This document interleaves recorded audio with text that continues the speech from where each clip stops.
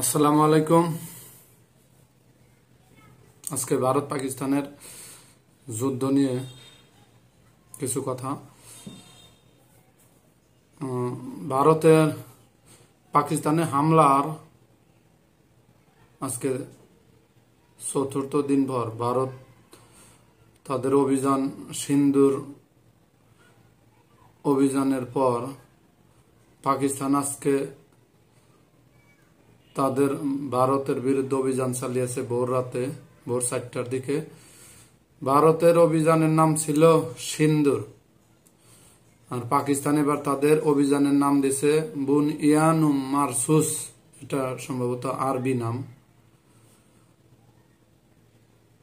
তারা ভোর 4টার দিকে ভারতের বিভিন্ন সামরিক স্থাপনায় হামলা চালাইয়েছে, ক্ষেপণাস্ত্র এবং ড্রোন হামলা চালিয়েছে। ভারতের পক্ষ থেকেও এটি স্বীকার করা হয়েছে, যদিও ক্ষয়ক্ষতির পরিমাণ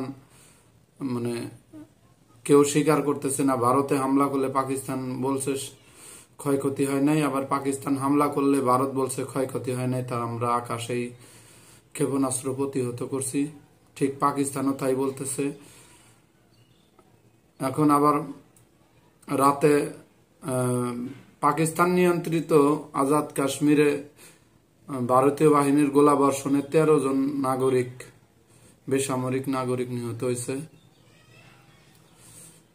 আবার পাকিস্তানের ক্ষেপণাস্ত্রের আঘাতে সরকারি কর্মকর্তা সহ 5 জন নিহত হয়েছে কাশ্মীরে। তো দেখবেন সবসময় যারা এগুলা নিয়ে কথা বলতেছে তাদের কিন্তু কিছুই হইতেছে না, শুধু ঝামেলায় পড়তেছে সাধারণ মানুষ যারা তারা। অমিত শাহ, নরেন্দ্র মোদী, রাজনাথ সিং, এদিকে শাহবাজ শরীফ, আসিফ মনির, তাদের কিন্তু কিছুই হইতেছে না, মরতেছে সাধারণ মানুষ যারা আছে তারা। অতএব এই রক্তর হোলি খেলা বন্ধ করা উচিত বলে মনে করি। সবাই এই যুদ্ধের বিরুদ্ধে এগিয়ে আসেন। আন্তর্জাতিক যারা আছেন সবারই এই যুদ্ধ বন্ধের জন্য এগিয়ে আসা উচিত, কারণ দুইটি দেশই পারমাণবিক শক্তিধর দেশ।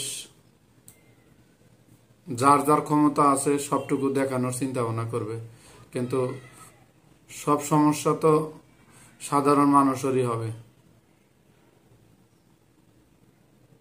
তো এই হিসাব করলে আমি মনে করি এই যুদ্ধ এখনই থামানো উচিত। এদিকে ডোনাল্ড ট্রাম্প আজকে দাবি করেছে ভারত পাকিস্তান উভয়ই পূর্ণ যুদ্ধবিরতিতে রাজি হয়েছে, যদিও বিস্তারিত কিছু তিনি বলেননি, হয়তো বিস্তারিত পরে আসবে। দেখা যাক, যদি সত্যি তারা যুদ্ধবিরতিতে রাজি হয় অবশ্যই একটি ভালো খবর। দেখা যাক কি হয়।